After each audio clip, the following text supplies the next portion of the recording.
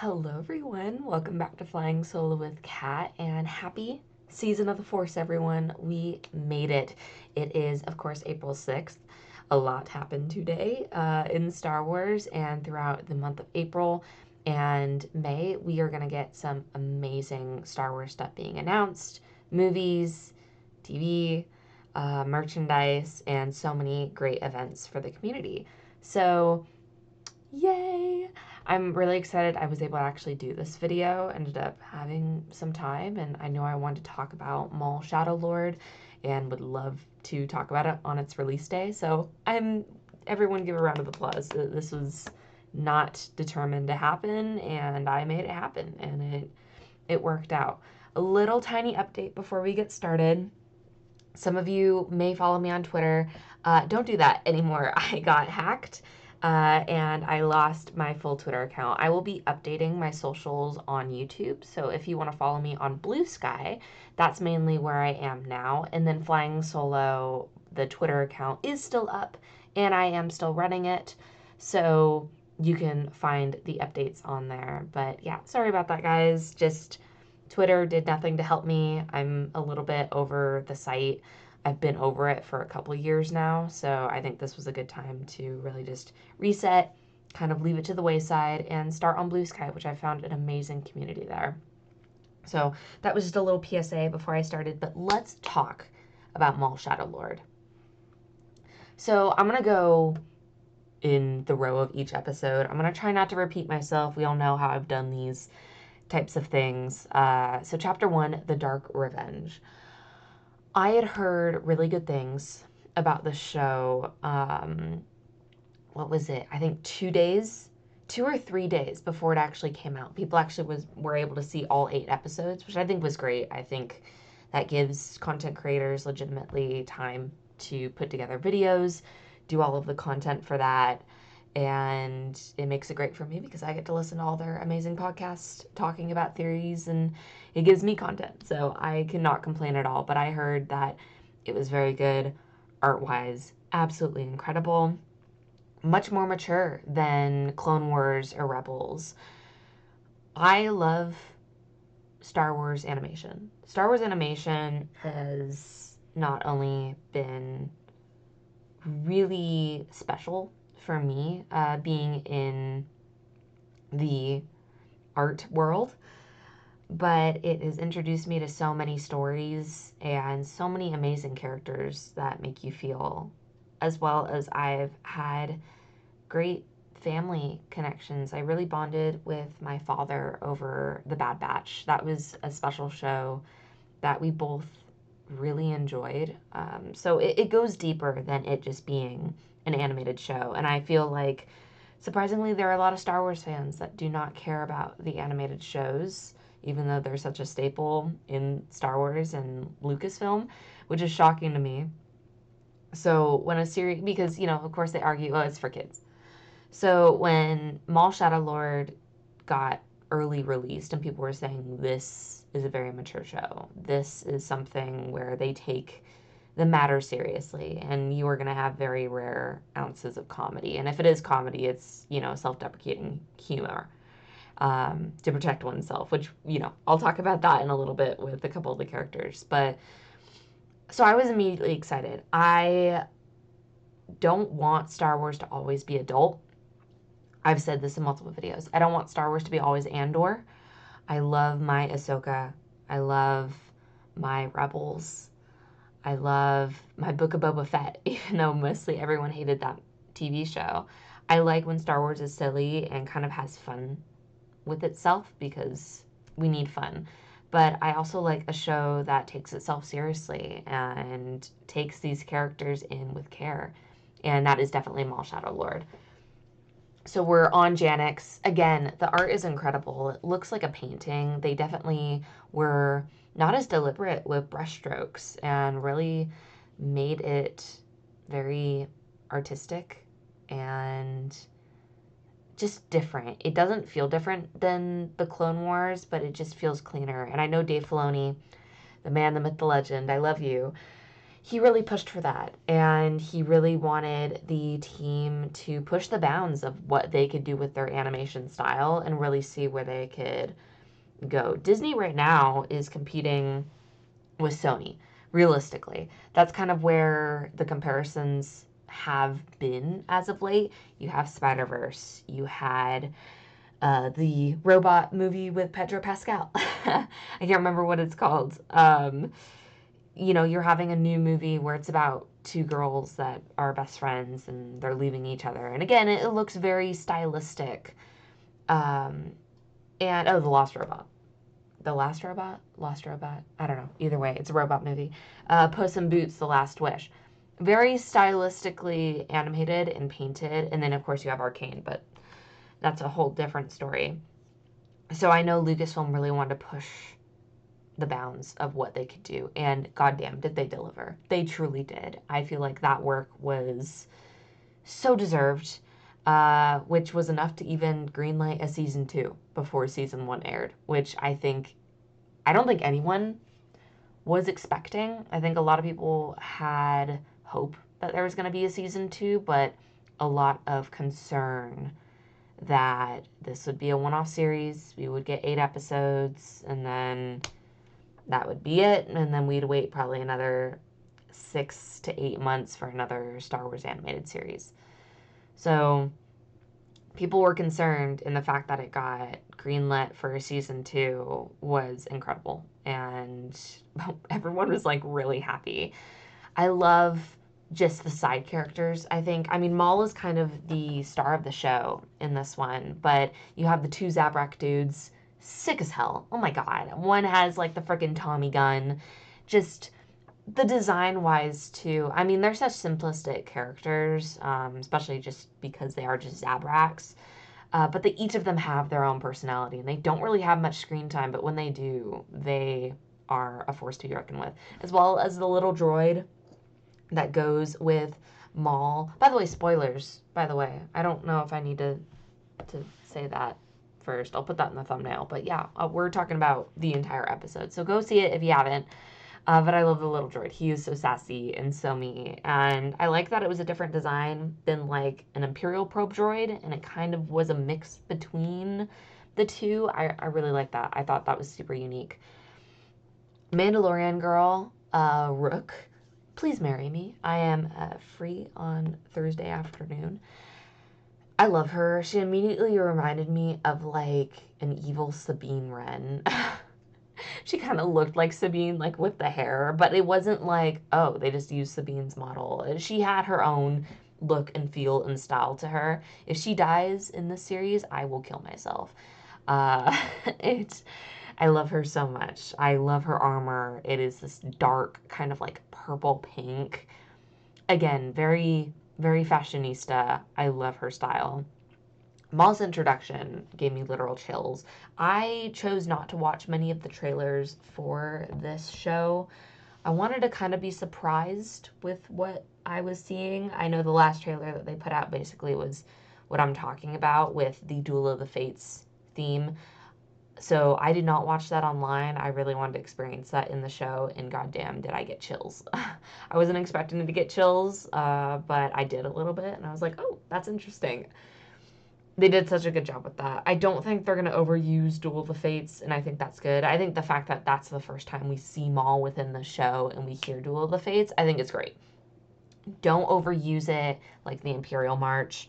Don't overuse it like the Force theme, which I know that's a staple of Star Wars, but still, I think certain themes should be used only so much within Star Wars and these shows when talking about these characters. So I just hope it's not used again, maybe to like last episode, and they don't kind of sprinkle it in, but I have hope they won't. So Master Iko Dio Daki, whoever came up with that name, for one, I love you. That was so fun to type out, and it's also really fun to say, Iko Dio Daki. He's interesting. He is kind of the old master that kind of is teaching Devon, which is the Twilight girl, kind of, we ask others for help, do all of this. And we kind of see him, get rocked. Like, people are not paying him attention, cursing him out. And of course, Devin is like, bro, I'm not going to take this. Like, you're hungry. I want to help you. So I do think there's more with that old master. We kind of see that in kind of the end of the first episode, and then kind of a more mysterious in the second episode. So I think there's a lot about him that we will learn, and I think that's really exciting. You already got me hooked, and I think that's the point. That shows that it's a good show.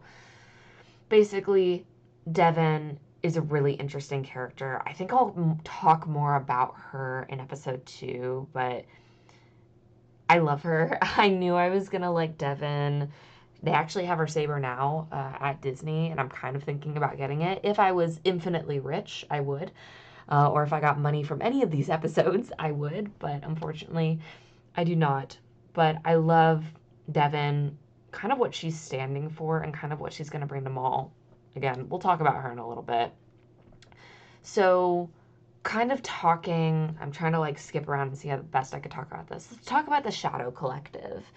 I kind of forgot this existed. I don't know if we knew about this before the show. I'm pretty sure we did.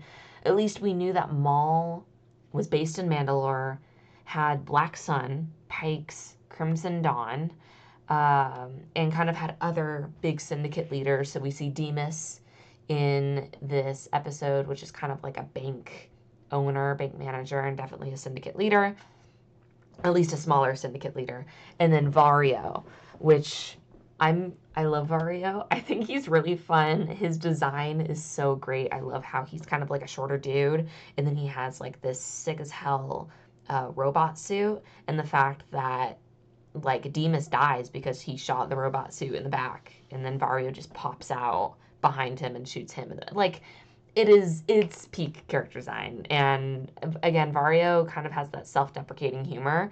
It's not funny at all, but I don't think it is supposed to be. It's just supposed to show like, oh no, this is like a legit serious situation. Again, there's not much comedy in this show, which I think I kind of needed as of late. So I think honestly great choice by the writers for Vario. I don't know how long he's gonna live. I have a feeling he might only last a couple more episodes, but I absolutely love him.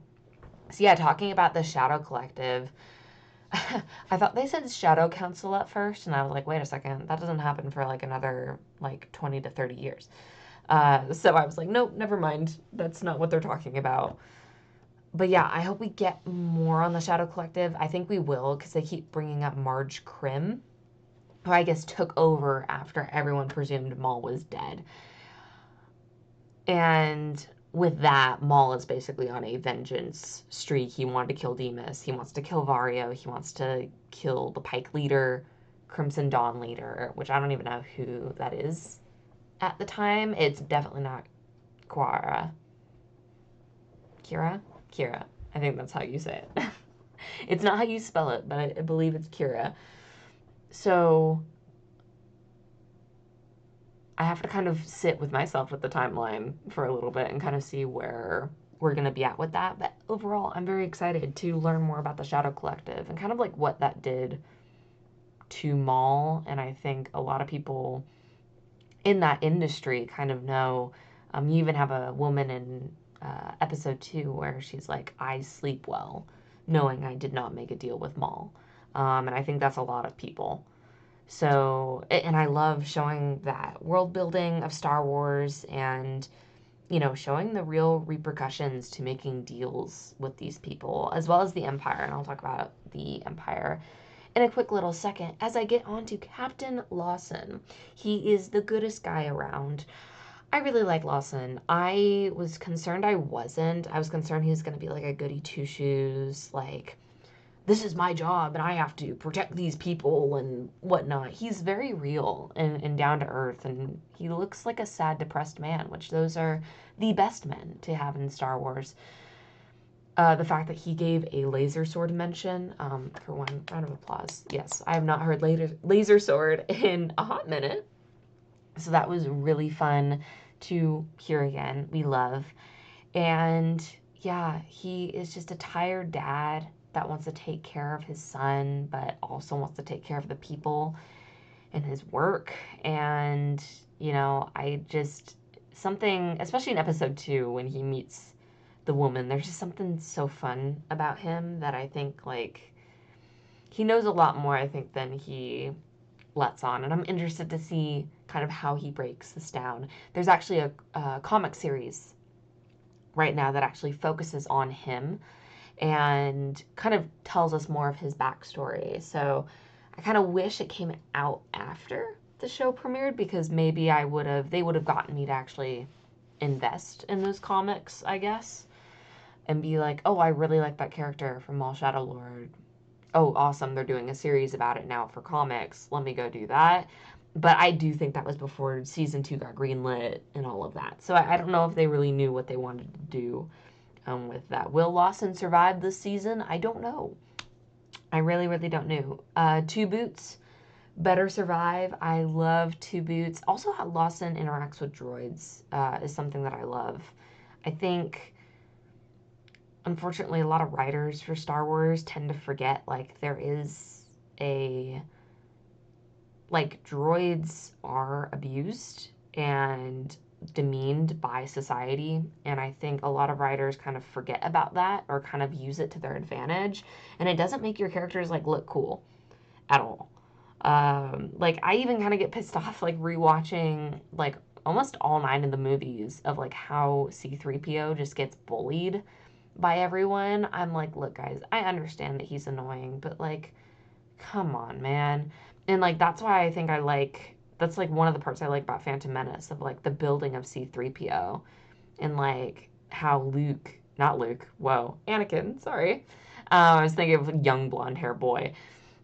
How Anakin, like, is so kind with him and so passionate about building him. And I think, again, as we kind of continue on, you know, we get some moments, like, we have Leia with Lola. There we go. 2 L names. I have a Lola droid. She's actually staring at me right now. I absolutely love her. That was such a beautiful scene. How Lola helped Leia. Really, my God, such a tongue twister. There are a couple of other droids that I like. I like Hu Yang from Ahsoka.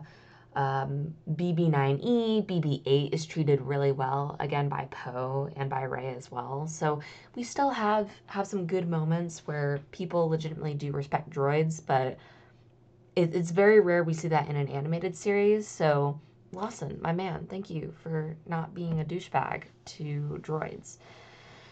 The security prison scene was terrifying. I knew it was going to be terrifying. It was basically the hallway scene. I think it did its job well. I think when you have where you start to lose power, the lights go out, and you have flashing red lights, that immediately is so cinematic and something that, you know, people will get excited for. So it was done well. I think the action in this series is done well. I know that Sam Witwer did some mocap for this. I'm pretty sure we probably won't get that till the next couple of episodes. Did not get it in these 2, and that's quite all right. It does not need to happen so fast. I'm fine waiting. Kind of where, like, after Maul kind of talks with Vario, him turning to Devin and just kind of staring at her, and just kind of that silhouette. Again, the composition of the show, too. I'm going to get kind of into artist terms. The composition that they use for this show and how they kind of frame stuff is so done well. It's so good. And it is just, I mean, it's like you're looking at paintings, but you feel the dread just within the pose. Characters don't need to be talking, and Maul doesn't need to come in of, like, you're a Jedi, you know, and stuff. And, like, just kind of Devin's, like, slow expression of, oh shit, that's Maul, and then her saying Maul at the end, just very kind of quietly. You got chills. First episode was done so well. I got chills twice, which is kind of insane. But yeah, overall, first episode, amazing. It got me immediately excited for the series. It's been a little rare that I've been so excited for a Star Wars series, or at least like coming out. Y'all know how I feel about Andor. We will get to it someday, maybe when the world isn't so shitty. But there hasn't been really a Star Wars property that I've been excited about or been able to talk about because it hasn't come out yet. I'm really excited for Mando and Grogu, but I think out of these two, I think Maul Shadow Lord kind of had more potential to be something that I was really going to feel. So I'm happy that that is not disappointing whatsoever. Chapter 2, Sinister Schemes. This was a really fun one. I think that kind of when they're running away from the security prison, the master dude uses the Force. I think that's sick as hell. It does kind of make me question, like, I know even George Lucas talked about that because people were so pissed, like, how do you have so many surviving Jedi? If there's 1,000,000 Jedi, right, and let's say that they killed 99% of them, right, or mostly all of them, or even, yeah, I think 99.9% of them, there would still be like 100 left. And think about it, we've only met maybe 25 or 30 Jedi that have survived Order 66. It's not a lot, y'all. And I think people need to realize that you had so many Jedi, and it was a true genocide of the Jedi. And just because a lot of them died, not all, and of course the Empire thinks, oh, we killed all of them, right? Even if you theoretically killed all of them, there would still be some that seep through the cracks. And seeing 20 or 30, again, it is not that big of a deal. Do I want more unique stories? Yes. Is this a unique story? It absolutely is. I think the master and apprentice kind of tug and pull between light and dark is unique and something we haven't seen not only in animation, but just kind of in Star Wars, at least in like movies and TV. We see it a lot in comics, and it's not too uncommon. And I even said that this is basically Maul and Ezra trial period. A lot of people were bringing that back. I think how Maul was characterized in Rebels was okay. I think his death was, I think, the best thing that Maul did in that show, which sounds crazy, but truly it was everything and more. And kind of Sam Witwer breaking it down of like why he felt it was impactful, because people were like, that wasn't like the battle I was hoping for like 30 years. It didn't need to be whatsoever. So I think with the light and the dark, with Devin kind of in between these two masters, I think there's a little bit more there. I do think Maul might know who this master dude is, and I think that's going to be super exciting. Maul being around Mandalorians is also so freaking cool. I love Mandalorians. I'm not as obsessed with them, I think, as I should be. Again, I kind of got more of the First Order brain rot, if anything. I didn't move too close into the Mandalorians, but they're just sick as hell, y'all. Like, in Ahsoka, in The Mandalorian, in Maul, they show up in Rebels. Like, oh my god, they are just so, so cool. And I just love the community aspect of Mandalorians, and I really like how there are still a lot of Mandalorians that are helping Maul and kind of doing this with him. So 10 out of 10, love it. Lawson's really interesting in this episode. As I said, I was going to talk about more. Lawson and his son, very interesting relationship. Definitely have some history there. It seems like he is a divorced dad, because the son mentioned, like, oh, mom wants me to visit her. I'm like, oh, she doesn't live with you. Interesting, sir.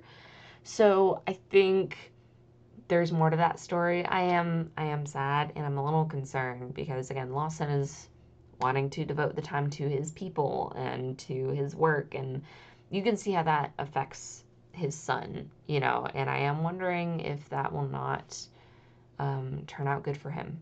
So I'm a little nervous for his son. Like, if Maul's gonna go in and kind of use him as bait, if Devin's gonna kind of bait him out too. I don't know if he's gonna have a big role or a small role, but I am a little concerned for Lawson and his son. they're very determined to not, or he at least is very determined not to call the Empire. And I think I really like seeing that. This is kind of early years of the Empire too, where I think we're 5 years into it at this point. I mean, Andor is like almost 30. So we are still seeing kind of the, you know, Empire kind of go out and kind of spread its reach, but not too severe, because again, they're building up their ranks as well. They have to get officers, they have to do training, they have to do all of that. So it makes sense, but it's refreshing too to see a character be so anti-Empire and not immediately being like, no, we have to report this to the Empire. Like, again, how I thought he was going to be of just this stuck-up police officer that thought doing the right thing was always the right thing. I like how he does not want to bring the Empire into this sector and to shut down everything, because he knows about that control and he doesn't want that for his people. And I like that a lot. I do think the Empire is going to come in. I think we've seen a lot of teasers. I do think either Two Boots or one of the other droids is going to alert the Empire, or that woman that came in to kind of yell at him. I do think she or the governor are going to tell the Empire, and I think it's just going to make everything with Lawson 10 times worse. So, I don't think it's going to be good. I really like, I mean, it's Shadow Lord, so it makes sense, but you see Maul's shadow, especially like over Devon a lot, and I think that has such a visual presence and really, shows and not tells, which is one of my favorite ways to do it. And I don't know, just that use kind of really stuck out to me. I think it happened once. I think it happened twice in episode 1, and it happened here 3 times in episode 2. So don't quote me on that, but it was a lot, in a good way. Again, I think it showed, it was familiarity. There we go. And especially with Devon, I think how she was feeling kind of being overseen by Maul and kind of what she's going to bring to the table is interesting, and Maul is so manipulative, and I love him for that. I've always loved manipulative Maul. Even with Savage, I feel like he did manipulate him. I mean, Savage helped him a lot, and he was his brother, but I still feel like Maul had these grand plans and was able to talk about it in a way that got people excited, especially with taking over Mandalore. The fact that he was able to take basically most of the Mandalorians from Satine, and even killing her in front of them, and Bo-Katan was still like, yeah, whatever, we're gonna just still continue this, is crazy to me. So he has such a presence that I feel like even without the Force, he can still kind of bend people to his will. And Devon's not breaking so easily, but Maul is kind of getting into her head, and it's starting to kind of plant the seeds of, oh, maybe we do a trial period and see how well the dark side does work for me. And I think Maul is excited for that, and I think looking forward to it. And also, just to talk really quick on Devon before I close out this video, she's characterized as a teenager so well. She wants to do what she wants. She doesn't really want to listen to anyone. She ignores people without answering their questions. She does that to Lawson. She does it to Maul. I like it. She's not annoying whatsoever. She has valid reasons for being this way. We know, she's been through a lot with Order 66. She would be old enough to remember that, at least from what we think. So I like it a lot. And again, I'm just very thankful that she did not become, I don't want to say annoying, but I kind of do. Like, she's not annoying. She's just characterized very well, and I think written well. I think we'll see if that holds up more if she talks, or as she talks more, but overall, she's become, I think, one of my favorite characters. And also, if you follow me on Blue Sky now, you know that I am writing a current fic where a lot of this stuff is kind of lining up together. So, okay, Lucasfilm, call me with my paycheck, because yes. So anyway, guys, that is episode 1 and 2 of Maul Shadow Lord. overall, I'm excited for episode 3 and 4. And the finale is coming out on May the 4th. I'm so, so, so excited. I was really lucky today because a couple things got canceled, so I was able to record on the day that it dropped. It will not be like that for the next couple of weeks. I promised you that. Especially with it coming out on a Monday, there's absolutely no way. So probably still expect them on Saturdays or Sundays, but I figured today would be a little treat, and if you are interested in seeing Maul Shadow Lord, definitely check it out. So anyway, guys, thank you so much for listening in, and I will see you in the next one.